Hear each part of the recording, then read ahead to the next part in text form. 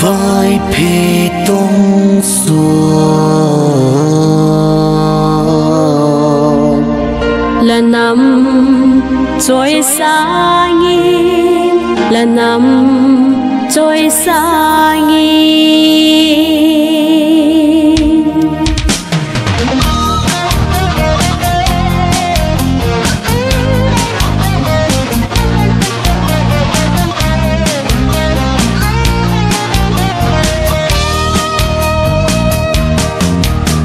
lại ipi le pu tiêu long gol na inam vai phi chung qua nun ei bia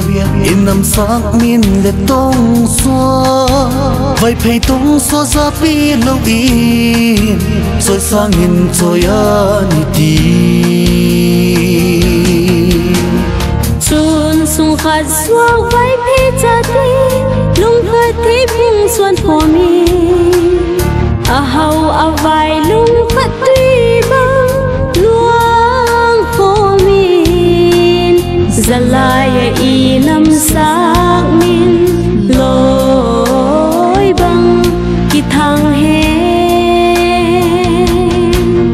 inam mi cha ma sa pui tu suan om te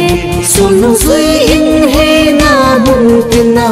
tung su khat a lai pui zop singin vai phe in u nao ai kan khom hen in thu tak le ki he pi lai nan na ti ai suan tu pi le pu te tong so chlo a choi sang in sim le a vai phe tong so sak min loi bang ki thang hin inam zem hui tu ipwan la kyang ko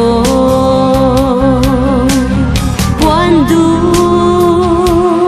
le than swa chulova pau bang lun na din kol kil kliamin choi an hi ti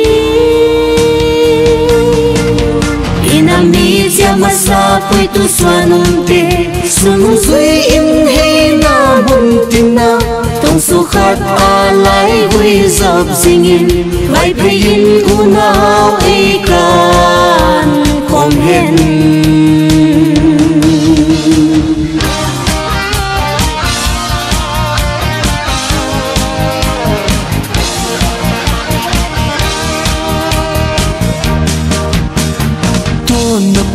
pa lai gui zo pin lung khat tha khat a sui kho min len tu la lia le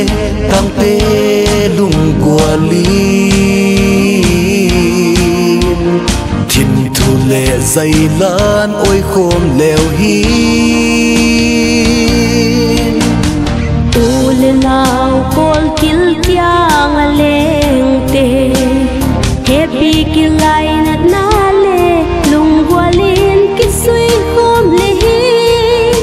itong swa hung lun nghe ina inam mi cha ma sa pui tu swa nong te sun zui in he na mun tin na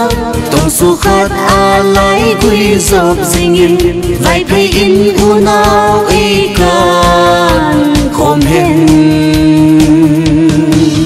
vai phe in u nao